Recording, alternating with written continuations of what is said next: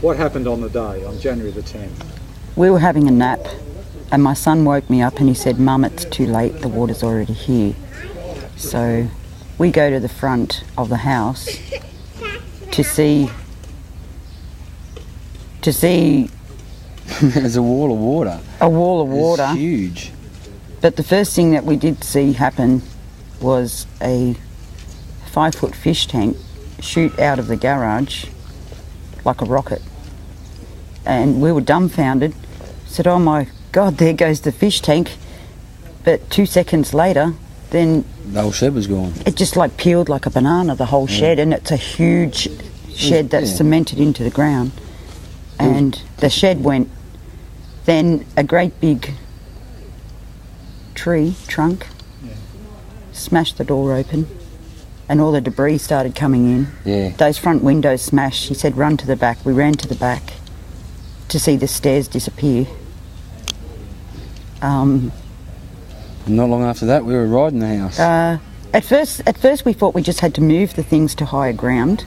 Like the front room was a little bit lower than the rest of the house. So we're picking up, because we were in the process of moving, so we had things already packed up. So we're picking up the good stuff that's already packed up and putting it up higher. We had no idea that we had to save our lives. We were just saving our things and some of our family's things that we'd been minding. It wasn't till we realised that the house had broke away off its piers and started sailing down the backyard that we had to forget about our things and worry about ourselves, hey? Yeah. But when the house was moving pretty rapidly and water's gushing through, it was a little scary. I had sat on the lounge because I didn't know where to go, and my son, he's 23, he sat and covered me so the debris wouldn't hit me. Lee was standing in a doorway.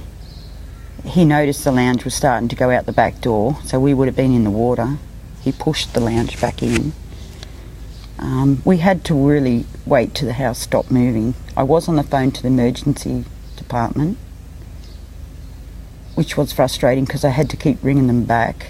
She hung up on me at one stage and told me, "Oh, madam, will you just calm down?" And I had told her I'm in a house that's moving and it's fallen down around me, and she's just saying, "Will you just calm down?" I felt offended.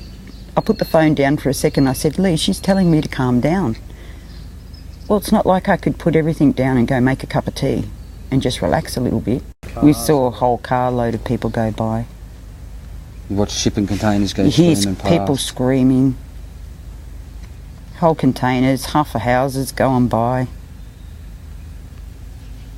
I think I was just really in shock of it all, and I think it's only just been the last 5 to maybe 7 days that I actually believe that this happened, because every day I was hoping if I go to sleep I'll wake up and it was all a bad dream. And so it's a bit hard to deal with because I didn't want to believe that my best friend was gone, and it wasn't until I had to wait till his funeral I have to believe that this is real, because I'm not going to wake up and it's not going to be over. I can't even sleep. I go to sleep about 1 or 2 o'clock in the morning and I'm awake at 4:30,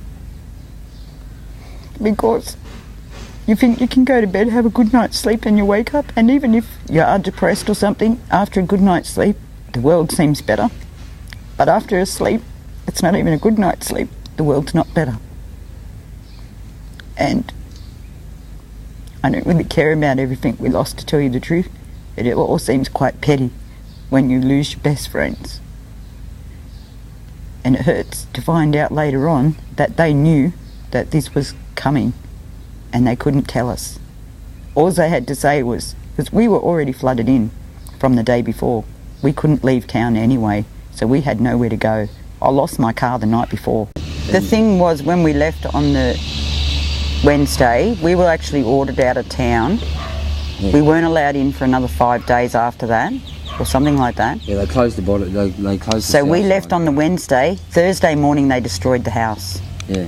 A neighbour had seen them destroying the house, They did not lift the roof like the police sergeant had told me. They lifted the roof and then the whole house collapsed. That was a lie. They just got the excavator and went straight through it. Just smashed it down, he said. He's just watched them. I was also told anything of value or any pictures that were hanging on the wall or anything of value would have been collected and taken down to the police station. But after trying to find anything in the rubble, we noticed photos that were on the wall and stuff like that, so nothing, high and dry. Nothing had been removed. They just smashed Lee had actually entered the house on the Wednesday morning before he had been picked up to leave town. He entered the house.